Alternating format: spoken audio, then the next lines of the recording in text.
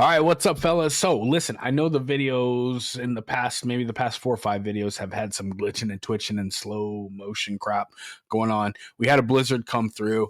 I don't know. I haven't looked at the total accumulation of how much snow we actually got, but it's a lot. So, they were forecasting anywhere from 8 to 12.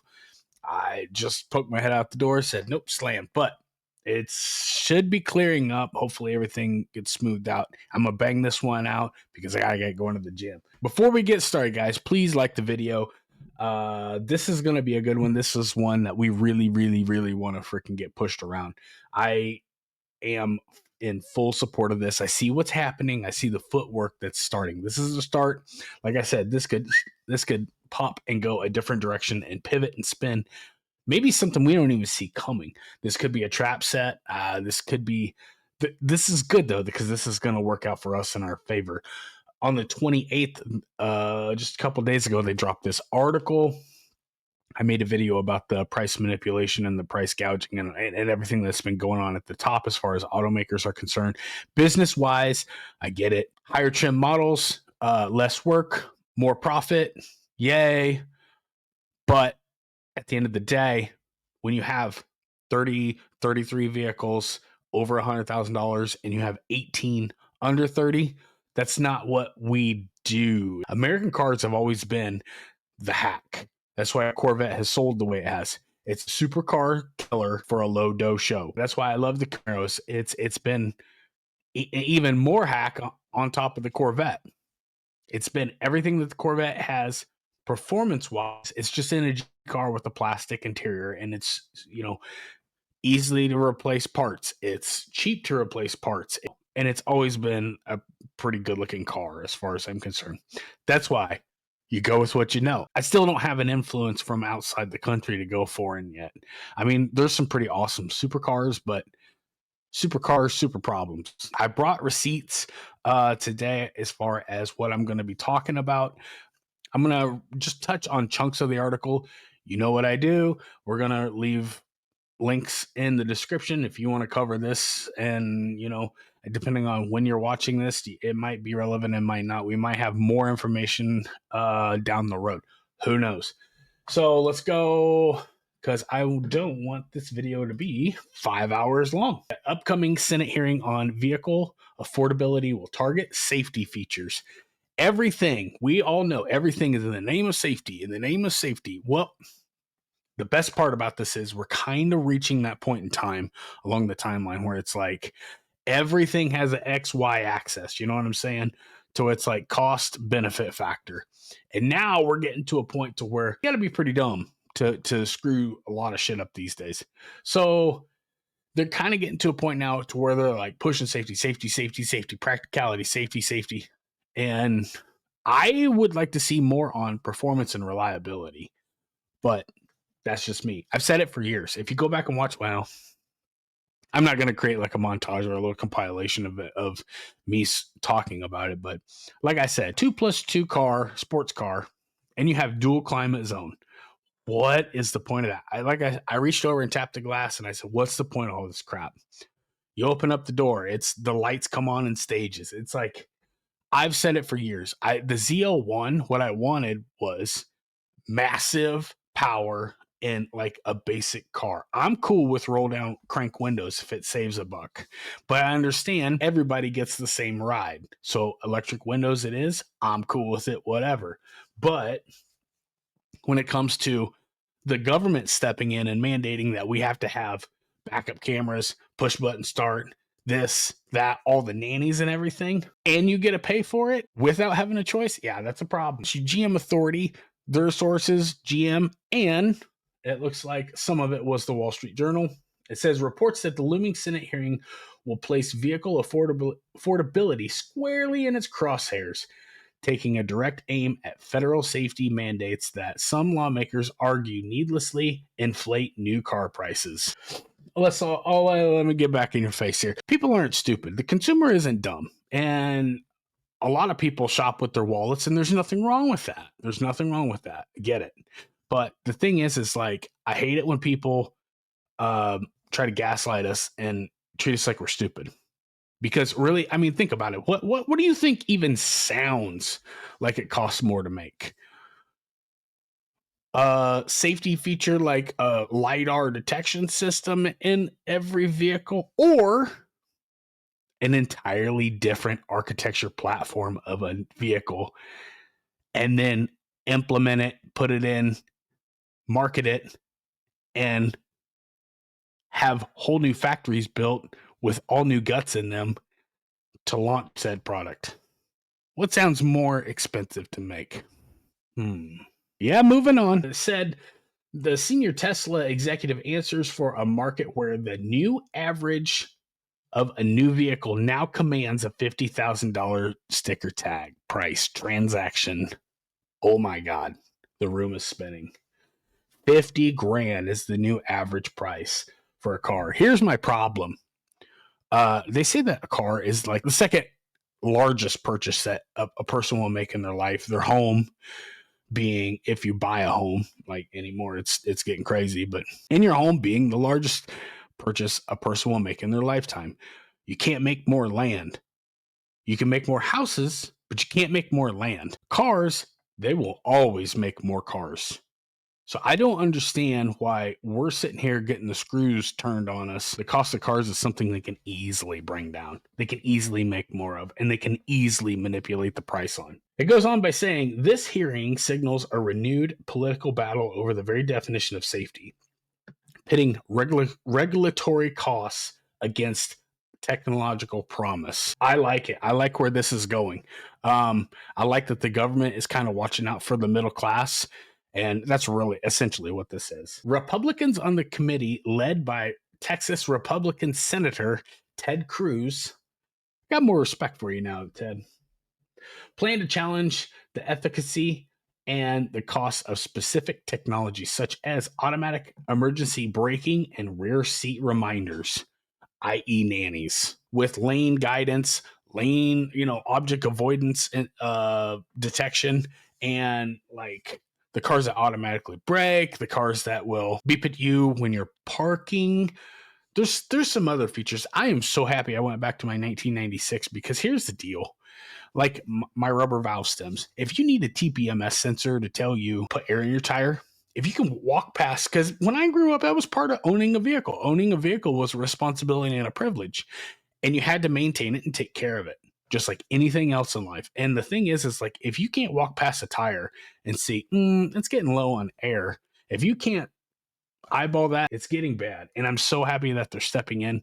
Now, there are people that are not mechanically inclined, but most of us, I mean, we got by for decades without this crap and did it just fine. There's a lot of people, including myself, going back. I don't know how to really explain it, but it just feels good to be back in something very analog. They contend that these rules pile costs up onto consumers who are already struggling under the affordability crisis, and they don't care. Go back and look at my videos. That's what I was screaming and saying was so crazy.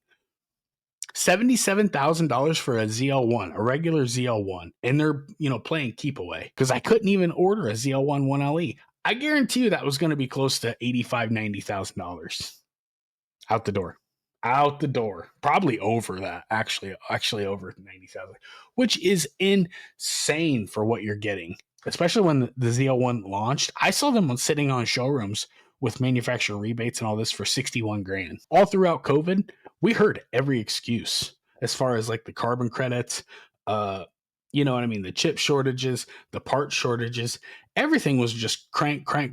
Up the price went. So I brought receipts here in a little bit. Let's tear through this article. Let's finish up. I'm going to go through that chart that I brought on, and I want to break everything down, and we'll wrap this bad boy up. I'm gonna read this one sentence, and then I'm going to skip this paragraph.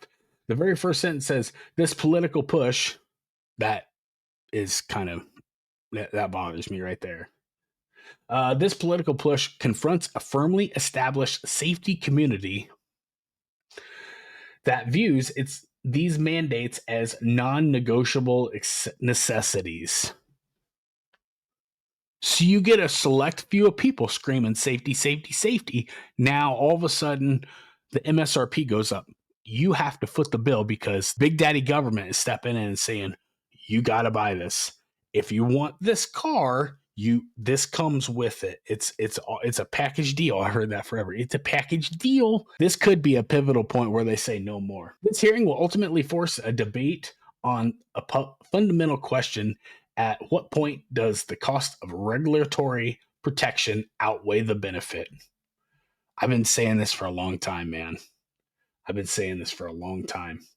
Take the microphones out, take the cameras out, take the GPS out, take all the AI algorithms out. Don't want it, don't need it, especially in an enthusiast car. I'm going to give you a car with 1,064 horsepower. Don't go over 35 miles an hour. Zero logic in this crap. None. And the simple thing is the car will call the cops on you, and you don't have a say in the matter. As automakers weigh the expense of compliance and lawmakers decry the vehicle affordability program, safety advocates, starting to be a problem, will present a simple yet powerful counter argument. The price of a mandated feature is a fixed number, but the value of a prevented tragedy is immeasurable. That's a language of emotions. It's a language of feelings. And life is about making good decisions. Life is about being prepared, staying on task, and being organized. That will always set you up for success. You have to be diligent. You have to be after it every day, not doing whatever you want and then finding a way, or living through a lens that you have to find a way to blame it on somebody else. Because that's how we get here. So I am very happy that they're pulling tech out of cars, or they're trying to, because I think that this is, you know what I'm saying? I don't want a robo-taxi system running around my city. I also don't want automakers gaslighting me. I don't want to pay markups. I don't want any of this crap. But I do want to have a community where we can all enjoy cars, and it's the catalyst or the straw that freaking keeps, it binds everybody together. It's a common thread amongst all of us. I don't want to get this video to get any more longer than it needs to be, but I think the truth needs to be said. That's the biggest I can make it. So anyways, this is the second quarter. This is the GDP growth chart. This is all the industries that are driving the GDP, the most leading industries that are driving GDP throughout the second quarter of 2025. And I get it. Most people are saying, well, why aren't you showing us the third quarter? Because we're in the fourth quarter. Because of the shutdown, the third quarter actually got canceled. But they come back and they're giving a loose estimate that the GDP growth over third quarter was only 0.5%. So this is 3.8%. That's only 0.5%. Even more yet. So those numbers should be like super close to these numbers. I want you to focus on the top three and the bottom three. The bottom three, I just want you to know that this administration is actually working. And this is tangible proof, because I like to bring receipts. I don't want you to just take my word for it. Sometimes I just spew stuff and I say, you're going to have to. But if I can bring receipts, I'm going to bring them. So retail trade, this is pretty much the sector, the industry for retail trade. Prices are coming down. Either one, people are stopped buying, or two, prices of said market are coming down. Doge seems to be working, 0.33% down. Utilities, depending on where you live in the country, that really should go without saying, right? So anyways, this is going to be people in California, or whatever, paying insane prices. They can move this needle quite a bit. Go to the other end of the spectrum though. Okay, non-durable goods. This is the leading sector more than durable goods, and that's good, because non-durable goods is pretty much, I think, the 3 years. All the consumables that your typical American is going to consume and replace within 3 years. The sales of non-durable goods is up. So that tells me that the durable goods is down, and it's down quite a bit. Durable goods are going to be everything that you replace more than 3 years. Bigger stuff, more expensive stuff like cars. Information's going to be like media, non-tangible, peer-to-peer, or video entertainment.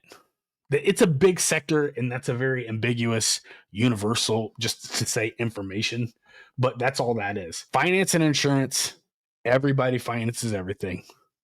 Everybody, that's typically always at the top. Everybody finances everything. It's sickening and disgusting, but I'm trying to move away from that myself. Like I said in the prior videos, people spend money on what makes them happy. And when they get lots of liquidity or lots of money, i.e., inflation in the private sector, we spend it. We spend it on restaurants, we spend it on whatever makes us feel good. And it seems to be credit cards, car payments, and insurance right now.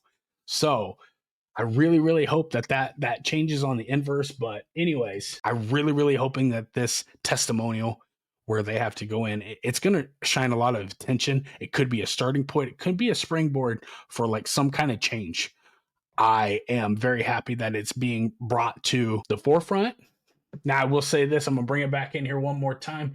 It says right here, they said it themselves. Americans have been clear that they are hyper focused on affordability. So I think that this is going to be the start of something good. We could be seeing a pullback on tech. We could be seeing the changes that we've been screaming about. I would love to see Camaro brought back. I would love to see MSRPs come down. I would love to see tech less invasive. I would like to see,